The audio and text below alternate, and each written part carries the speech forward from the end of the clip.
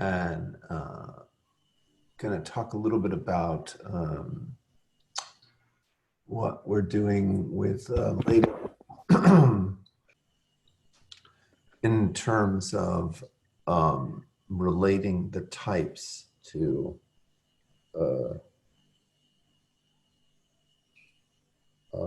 biosimulation. The biosimulation is such an interesting notion and has such an interesting history. It's been discovered over and over again for almost 300 years. People discover it and then they forget it. But it wasn't until Park discovered it and then Milner recognized its importance that it took root within the computer science community, the theoretical computer science community, and has persisted. It's under, but I don't think that its significance has really penetrated into mainstream mathematics. One of the reasons I did the work that I did on knots as processes was to do my part, do my bit to exporting the power of biosimulation proofs because it provides an incredible proof technique over to algebraic topology. There was some folks who had done some work on bringing the tools of algebraic topology to theoretical computer science, but I don't think many people understand how powerful some of the theoretical computer science tools are more generally. And biosimulation is also, it sort of crystallizes or captures something that's at the heart of science. We have this idea of, if it walks like a duck and flaps its wings like a duck and quacks like a duck, then it's a duck, right? And that's essentially the essence of biosimulation. But it really captures something that's important about science, which is that two systems are going to be the same if you can't find a distinguishing experiment. But nobody in science, at least to the best of my knowledge, characterizes the scientific method in quite this way.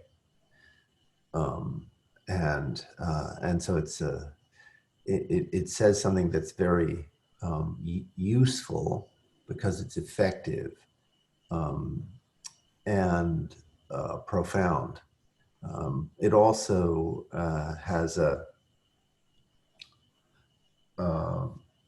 it has implications in a number of fields, including philosophy and the semantics of natural languages. So, for example, I was trying to explain it to someone at the weekend, and I said, well, imagine you had Alice and Bob, and Alice goes to work and sees some character in the morning. Every morning when she goes to work, she sees this character, and this character, is identifiable because they're always dressed in a trench coat and a fedora. And Bob sees someone when he's coming home from work, and sees this character every day when he's coming home from work, and this character is always dressed in overalls and a jeans shirt and boots, and naturally they would not normally suspect that the characters are the same, but what methodology might Alice and Bob use to compare notes to determine whether or not the characters that they saw were one and the same? what sorts of um,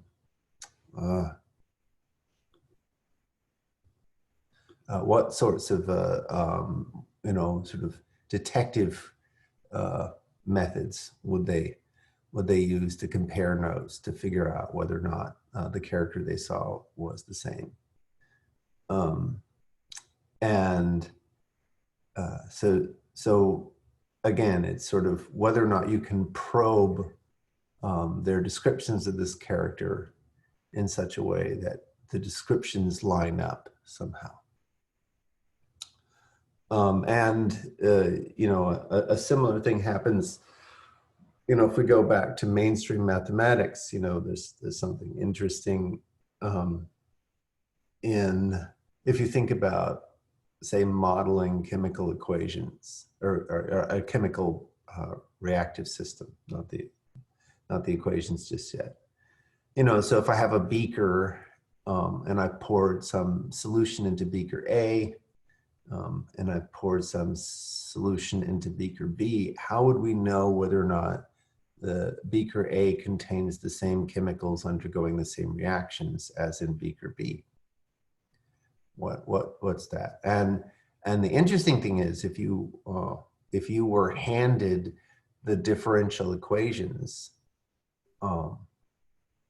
for the chemical reactions in beaker A, and you were handed the differential equations, another set of differential equations for the chemical reactions going on in beaker B, how would you be able to compare the two different sets of chemical equations to know if they describe the same system? You can't do that with differential equations, as far as I know. That's a very, very hard problem. So it says something very interesting about how we model dynamics, how we think about dynamics in modern science. Biosimulation gives an answer to that question for reactive systems. Now, there are a couple of different flavors of biosimulation that have been considered. So the first one that's considered is for what are called labeled transition systems. So the idea is that you think about systems of states and transitions from those states to new states. And so you can ask, if a system in state P is bisimilar to a system in state Q. And that happens if whenever, from P, a transition with some label, say A, goes to P prime, then there is a Q prime such that Q goes by the same label to Q prime. And P prime and Q prime are bisimilar, so there's a recursion, and vice versa. So P simulates Q, Q simulates P. That's the bisimulation part. So that's one notion, and that's how, for example, the pi calculus was originally presented, and largely because that's how CCS was originally presented. But that says nothing, but Milner was looking for a semantics of the pi calculus that was like the lambda calculus. And you'll notice that that's not like the lambda calculus. So in the lambda calculus, you have a reduction semantics, an operational semantics, right? So lambda has beta reduction. So if I apply a lambda abstraction, say lambda x dot m to an n, then that reduces in a single step to m with n substituted for x everywhere. So in his seminal paper, Functions as Processes, Milner presents a reduction for the pi calculus, in which we have the familiar COM rule. So, a process waiting at X for something which we will call Y, and then becomes P in parallel with a process sending on X, say something, some value V, will reduce in a single step to P with V standing in place, substituted in place for all the Y's. So that's the COM rule, and it's a lot like beta reduction, except that now the pi calculus limits or restricts everything to just passing names. And then in the row calculus, I give a higher order version that we're all familiar with. But the interesting point is that reduction doesn't have the labels. There are no labels in the reduction semantics. The graph of reductions doesn't give us labels. And so you couldn't apply the the label transition semantics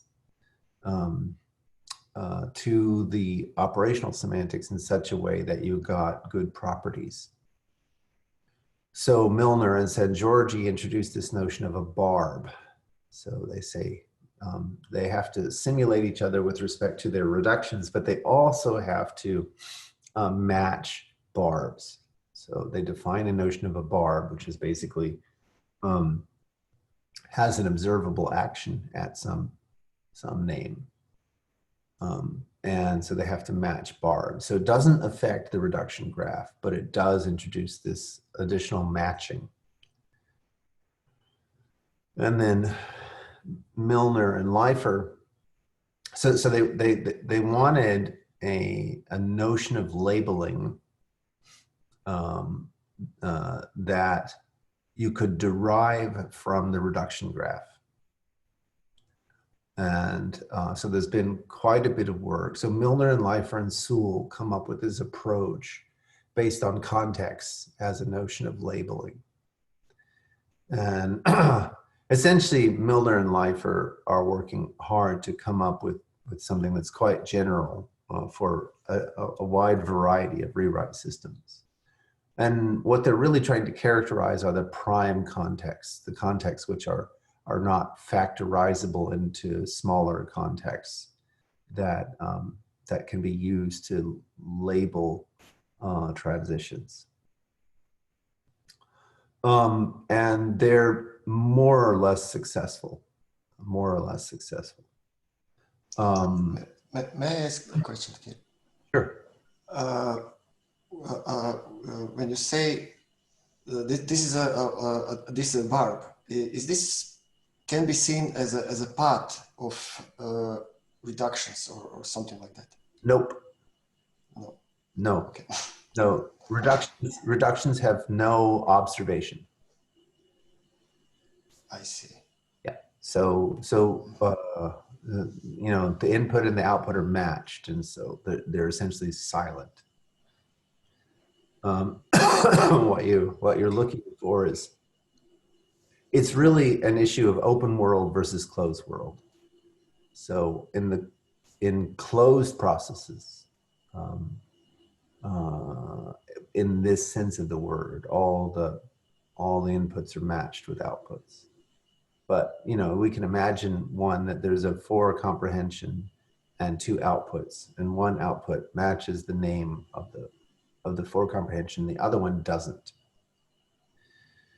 So if you just try to match reduction graphs, you'll miss the fact that that process could potentially interact with an environment. Mm-hmm. Yeah, so we know what reductions happened, but also what didn't happen, right? The continuation happens. Yes, but so if we have for y from x p par on x in q par on n or on w send r. So p will happen, but on the sending of the w will not happen. However, if you were to put that process in a context where you have a hole in par with receiving on W, that W will fire. And so you can use that context as a label. Okay. You can also, so the one thing that the community hasn't done, to the best of my knowledge, of course, I haven't seen all the papers ever written, but to the best of my knowledge, they didn't consider extending the barb idea with contexts. So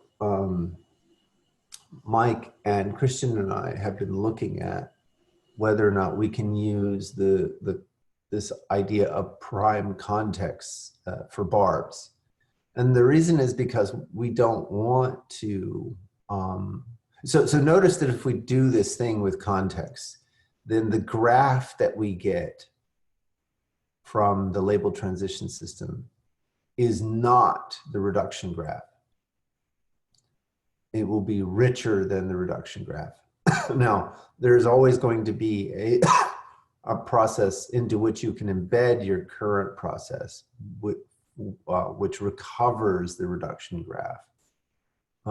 So you will get a congruence. So the whole game here is to get a congruence, right? You want to be able to do the equivalent of factoring, right? So an example.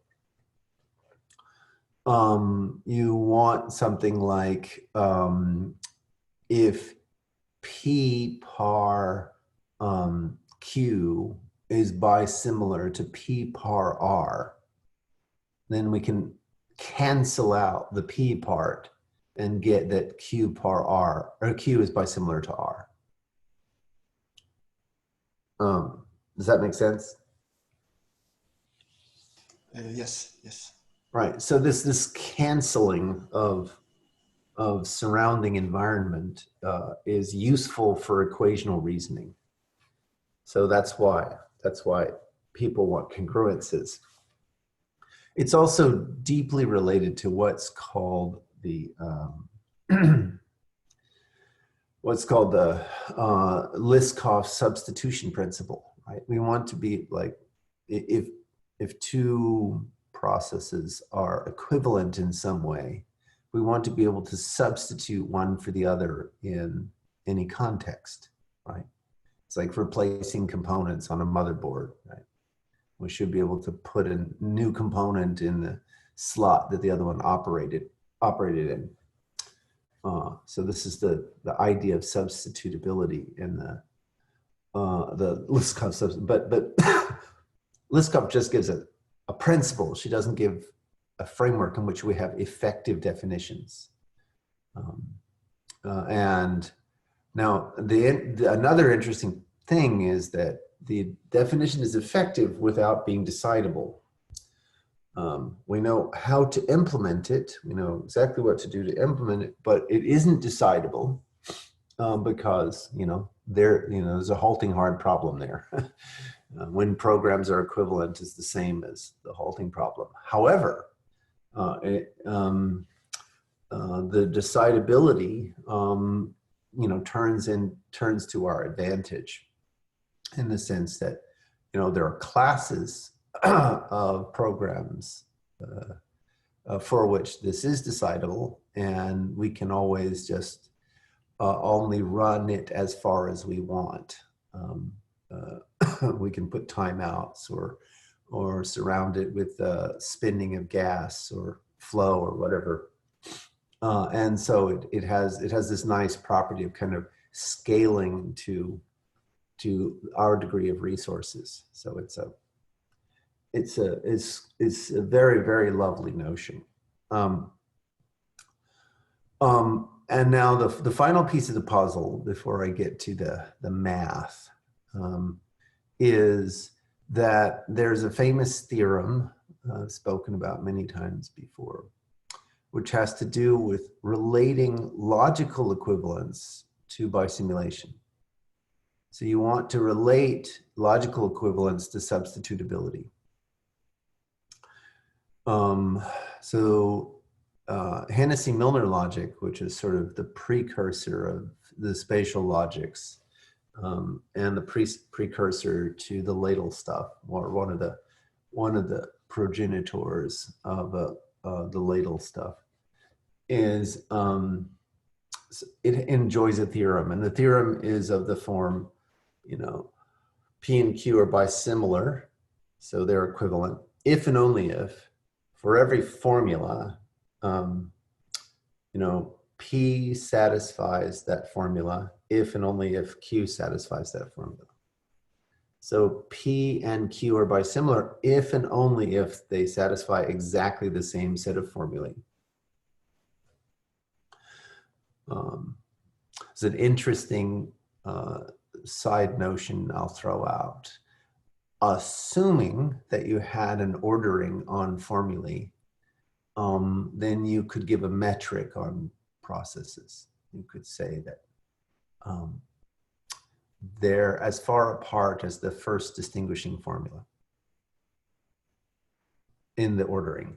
So if there's no distinguishing formula, then they're zero apart. Otherwise, wherever in the ordering you get a distinction, then that's how far apart they are. So that's kind of a fun idea. Can this be seen, for example, with Newton equations and Einstein equations, as they're the same in some aspect, right? But when we look more into details, we see that they are different. Well, certainly the latter point is true. Relating it to Newton and Einstein is there's more steps. Okay, so with all of that, so one thing that's I should say that's really important is that well, two points. One is that when you get to spatial logic can see into the bones, the shape of processes that the Hennessy-Milner logic can't see. So in particular, Hennessy-Milner can't see a par, right? It can't distinguish interleaving from a par. And so therefore, when initially it was noticed that spatial logic broke this famous theorem, this correspondence, because spatial logic could see the structure. However, if you put back observations related to the structure, right? So the commutivity of par and the associativity of par, if you put those back as operations, then you recover this theorem. So you need the structural equivalence to show its face in the actions of the process, and then you recover this theorem. And this is really important, because again, it sort of connects logical equivalence to substitutability. And then it's important to understand that bisimulation has much better complexity behavior. So the question of whether two regular languages are equivalent is p-space complete. So if I just give you the languages, I don't give you an automata to generate them, I just give you them as sets, then the complexity is enormous. It's ridiculous. If I bump it up, so we're not Turing complete yet, we're going to context free. The question of the comparison of languages is not decidable. You can't do it. However, suppose instead of giving you the sets associated with the languages, I were to give you the automata that generate the languages. So now we can write these automata down, you know, as processes. And then in the case of regular, the complexity of the bisimulation problem is polynomial. So we go from wildly complex. So most problems are going to fall outside of, most instances of the problem are going to fall outside of what we could compute with today's hardware, to polynomial, which we can easily compute in seconds. Right. So the complexity of the corresponding bisimulation problem is dramatically smaller. If we do the same thing for context-free, then the complexity is also polynomial. So it goes from we can't do this to we can do this in polynomial time. That's enormous. That's gigantic. That's huge, right? Right. That says we really should be looking at bisimulation as a proof method and as a way of comparing things, right? This is a big, big hint. So that's one of the reasons why I want to preserve this theorem when I'm looking at the types generated by Ladle. So I have to jump off right about 7:30 because I have to get something done before stand-up. I have just a few minutes left, and so the math is actually very straightforward. So I've just sketched it out here on a little sheet, which I will share with you now.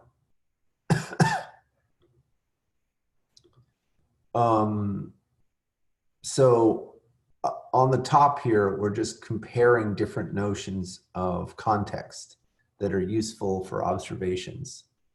The notion on the left is not useful. It guarantees that you get reduction, which means that it's insensitive to these the program being interacted with by the environment. So this is not what we want for a notion of observation or barb. But over here, so we're using two examples. One is beta and the other is com from the row calculus. So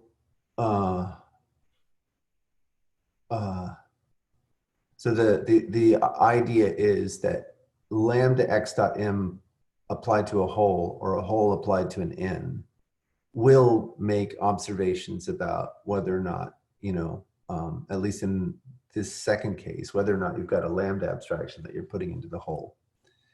And the same down here, if you have a for comprehension in par with a whole, that will detect an output.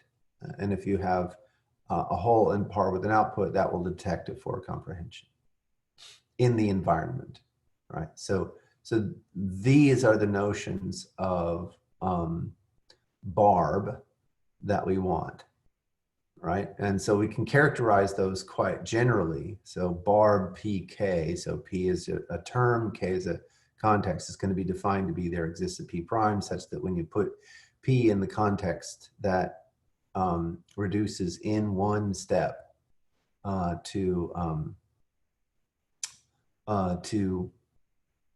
p prime. And then we're going to need another definition, which is the notion of prime. So there will be lots and lots of contexts which have this, but this might be factorizable into a smaller context and then a surrounding context.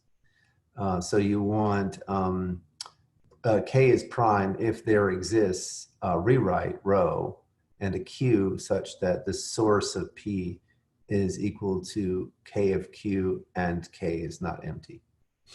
Right, so it has to be, so you're only looking at the context k, which are the immediate they're red X's, right? They're instances of the red X.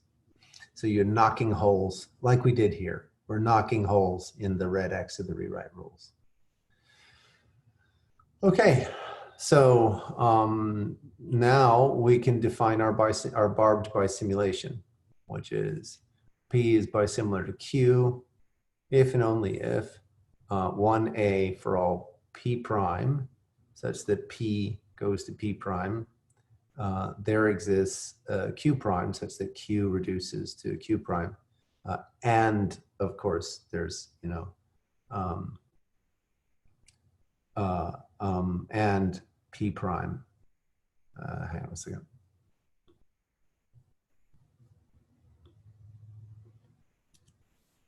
Okay, so we want to do and P prime bisimilar to Q prime. Okay. So, and 1B is and vice versa. So P simulates Q and Q simulates P. And then for all contexts, which are K, K is prime, and we have barb P of K, if and only if barb Q of K. Q and K, yeah. So that recovers the notion of barb bisimulation that Milner and San Giorgi considered a long time ago, but it does it for all rewrite systems that have, this kind of property. So that generalizes the notion, and so now we have we only have the reduction graph. We don't have anything else. And we have a notion of bisimulation, which should be a congruence up to some fiddly bits about substitution that we're going to get from the second order algebra stuff. So that's the basically the idea. Any questions? I can take one or two questions before jumping on. I'd say that's pretty awesome. What was that? Jim, I couldn't hear you. What did you say? That's pretty awesome. And this is leading to typing. So again, the labeling and becoming. So the relevance of this is that we get a theorem. We get two theorems. One is that the bisimulation is a congruence with, with respect to the operational semantics, and the other is that two processes or two terms in your rewrite system will be bisimilar if and only if they satisfy the same sets of formula generated by Ladle. Right, and this is non-terminating, so they're never really bisimilar, but they're becoming bisimilar. There will be subsets of your rewrite systems for which this will be decidable. But you're right, the definition is not decidable in general, but it's decidable for some sets. And so it lines up with science, right? So there are going to be, so there'll be, it's not, it lines up with the falsifiability aspect of science, right? So two systems will not be bisimilar if we can find some, some way that you can kick P that, where P responds in one way and Q doesn't respond in the same way. But we're discovering behavior, typing, the identity of something incrementally. We're creating an identity or building an identity. Yes, that's one way of characterizing it. And then Tomislav, you had a question. Yeah. So you said that and my understanding is that we can restrict P or Q to create a decidability, right? Yes, that's right. So actually, you can go. There are two dials. You can dial the language. So you can say, I'm going to take some subset. So for example, when you look at the row combinator paper, one of the purposes of the row combinator paper was to identify important subsets of the row calculus. So you can think about the row calculus fragment that you get by dropping one of the combinators. So you get an analysis of essentially all the expressive fragments, right? And some of those fragments will be decidable, right? And so, but on the other side, you can say, well, I'm not going to allow all of the types. I'm only going to allow some of the types, right? And that will also be decidable. There will be some fragments of formulae for which this question becomes decidable. If you are interested in examples, in Kairos' paper, he identifies a subset of pi calculus processes for which the model checking is decidable. Okay. Well, thank you very much, everyone. I appreciate the opportunity to present these ideas. And yeah, I think that they're very, very, I mean, I don't know if this particular definition is so important, but I think that the whole notion of biosimulation and its relationship to types is very, very important. And people don't talk about it. And it needs to be talked about because that's the basis on which we get an effective notion of the Liskov substitutability principle. And that's really important if we want to be able to swap components. We want to be able to do software or hardware reuse. All right. Thanks so much. Go ahead.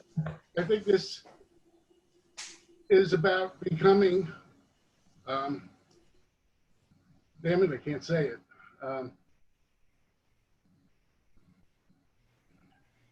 But it defines a mimetic nature to systems that the labeling and typing related create what I call objects in the state of becoming.